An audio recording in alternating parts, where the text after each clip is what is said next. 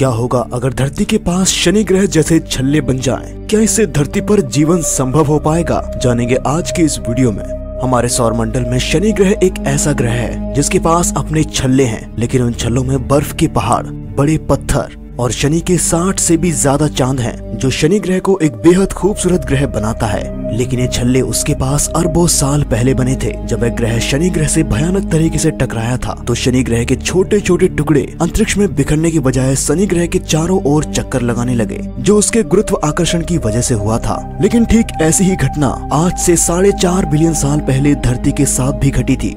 जब मंगल ग्रह के आकार का एक ग्रह धरती से टकराया था, उस समय धरती के कई सारे टुकड़े हो चुके थे, जिसमें से कई सारे टुकड़े आपस में मिलकर एक बड़े पिंड का रूप धारण कर लिया था, जिसे हम आज का खूबसूरत चांद कहते हैं। लेकिन कुछ बचे हुए टुकड़े धरती के चारों ओर चक्कर लगाने लगे थे, ठीक शनि ग्रह के छल्लों की तरह। लेकिन ये छल्ले ज्यादा लंबे समय तक नहीं चल पाए, क्योंकि धरती के गुरुत्व आकर्षण के बल के चलते ये धरती में वापस मिल चुके थे। लेकिन क्या हो अगर वही छल्ले अभी भी हमारी धरती के पास हो, तो ये नजारा आसमान में कैसा दिखाई देगा? इन छल्लों का नजारा देखने के लिए या तो धरती से कोई ग्रह टकराना होगा या फिर चांद से कोई ग्रह टकरा जाए। लेकिन धरती से टकराने से धरती का जीवन नष्ट हो सकता है और इन छल्लों से धरती का जीवन संतुलन बिगड़ जाएगा।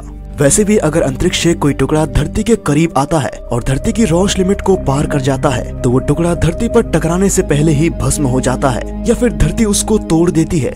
अब ये केवल धरती के साथ ही नहीं होता, ऐसा सूरज के साथ और बाकी ग्रहों के साथ भी होता है। किसी भी ग्रह और उल्कापिंड की ऑर्बिट को रोसेल लिमिट कहते हैं। ये लिमिट उन दोनों पिंड के मास, ग्रेविटी और डेंसिटी पर निर्भर करती है। धरती के लिए चांद की रोस लिमिट 9500 किलोमीटर है, इसलिए वो शायद इतने सालों तक टिक पाता है। लेकिन अगर वो रोशे लिमिट को क्रॉस करके धरती के करीब आता है तो धरती चांद को तोड़ डालेगी।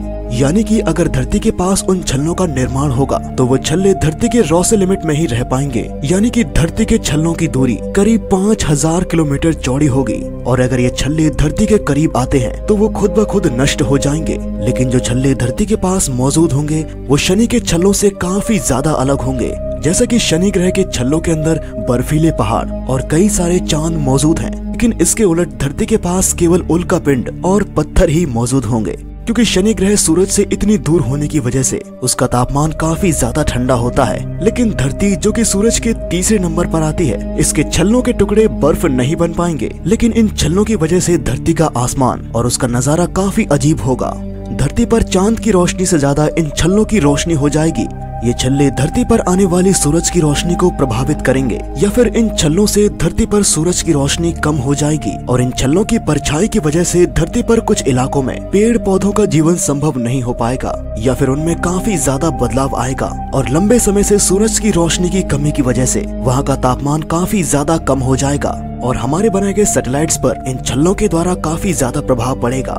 कम्युनिकेशन और नेविगेशन सिस्टम के लिए कुछ और रास्ता ढूंढना पड़ेगा। लेकिन क्या हो अगर हम शनि ग्रह के छल्लों में कूद जाएं? आप इसका ये वाला वीडियो देख सकते हैं और ऐसे ही रहस्यमय वीडियोस को देखने के लिए कीमती फैक्ट्स 2.0 को सब्सक्राइब जरूर करें।